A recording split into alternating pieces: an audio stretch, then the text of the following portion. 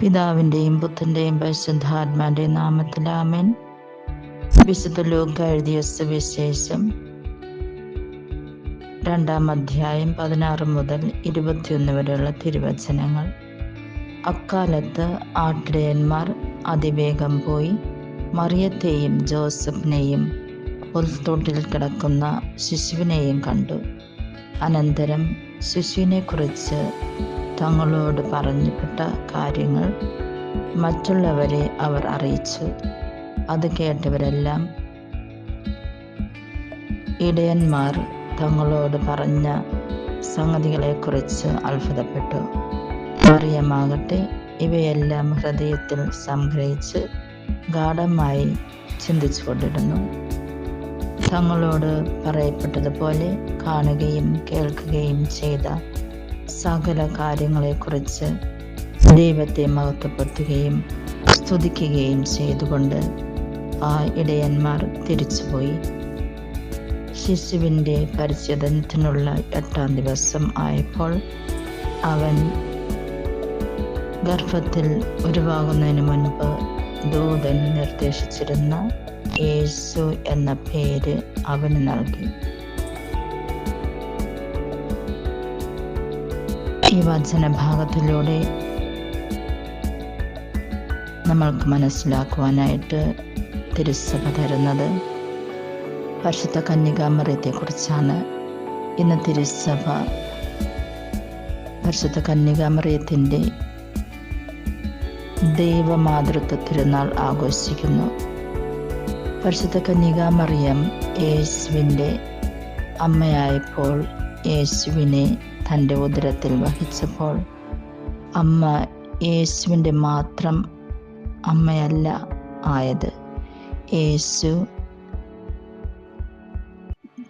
ദൈവമായതുകൊണ്ട് ദൈവമാതാവ് എന്ന പേരിനു കൂടി മറിയം അവകാശിയായി. പരിശുദ്ധ കന്യകാമറിയം എത്രയോ വിശുദ്ധി നിറഞ്ഞ, കൃപ നിറഞ്ഞ, നന്മ നിറഞ്ഞ അമ്മയാണ്.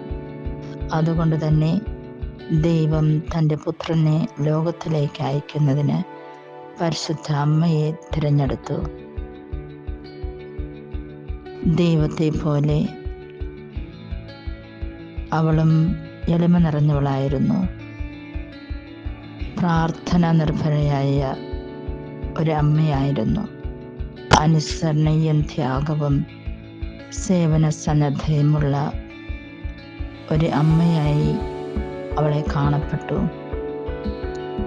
നമ്മൾക്കും പരിശുദ്ധ കന്യകാമറിയത്തെ അനുകരിക്കാം.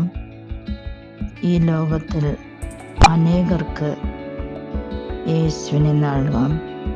അങ്ങനെ പരിശുദ്ധ കന്യകാമറിയത്തെ പോലെ നമ്മളും നമ്മുടെ ജീവിതത്തിൽ കടന്നു വരുന്ന എല്ലാവർക്കും, നമ്മൾ കാണുന്ന എല്ലാവർക്കും, നമ്മളുമായിട്ട് ഇടപഴകുന്ന എല്ലാവർക്കും യേശുവിനെ നൽകിക്കൊണ്ട് അനുഗ്രഹപ്രദമായ ഒരു ജീവിതം നയിക്കാം. മാത്രമല്ല ഇന്നത്തെ വചനത്തിൽ പറയുന്നുണ്ട്, യേശു പരിശുദ്ധ കന്യകാമറിയത്തിൻ്റെ ഉദരത്തിലാകുന്നതിന് ആ സമയം മുതൽ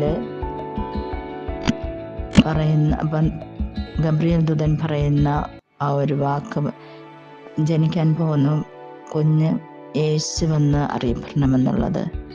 യേശുവിൻ്റെ നാമം സ്വർഗം നൽകിയതായതുകൊണ്ട് യേശുവിൻ്റെ നാമത്തിൽ അനേകം അത്ഭുതങ്ങളും അനുഗ്രഹങ്ങളും നമ്മൾക്ക് ലഭിക്കും. മാത്രമല്ല നമ്മൾ കണ്ടിട്ടുള്ളതും കേട്ടിട്ടുള്ളതും തന്നെയാണ്. പിശാചിന് യേശുവിൻ്റെ നാമം നമ്മൾ ഉച്ചരിക്കുമ്പോൾ അവിടെ നിൽക്കുവാൻ സാധിക്കുകയില്ല. യേശു എന്ന ആ പരിശുദ്ധ നാമം നമ്മൾക്ക് എപ്പോഴും ഒരുവിടം, നമ്മൾക്കെപ്പോഴും പേടിയുണ്ടാകുമ്പോഴും അസുഖമുള്ളപ്പോഴും ഒക്കെയും നമ്മുടെ പ്രാർത്ഥനയിൽ കൂടുതലായിട്ട് നമ്മൾ അലസരായിട്ട് പ്രാർത്ഥന സമയത്ത് ആയിരിക്കുന്ന ആ സമയത്ത് നമുക്ക് യേശു എന്ന പേര്, യേശുവിൻ്റെ നാമം നമുക്ക് ഉച്ചരിക്കാം. അപ്പോൾ കൂടുതൽ നമ്മൾക്ക് ഊർജ്ജസ്വലതയോടുകൂടി പ്രാർത്ഥനയിൽ ആയിരിക്കുവാനായിട്ടും സാധിക്കും. യേശുനാമത്തിൻ്റെ ശക്തിയെക്കുറിച്ച് മറ്റുള്ളവർക്കൂടെ പകർന്നു കൊടുക്കാം. ഈ ലോകത്തിലുള്ള എല്ലാവരും യേശുവിൻ്റെ നാമത്തെ ആരാധിക്കട്ടെ, സ്തുതിക്കട്ടെ, മഹത്വപ്പെടുത്തട്ടെ. അങ്ങനെ അനേകർക്ക് അനുഗ്രഹമാകുവാനായിട്ടുള്ള ചാനലുകളാകാം. അതിനായിട്ടുള്ള കൃപാവരങ്ങൾ പിതാവായ ദൈവം നമ്മൾക്ക് ഓരോരുത്തർക്കും നൽകട്ടെ എന്ന് പ്രാർത്ഥിക്കുന്നു.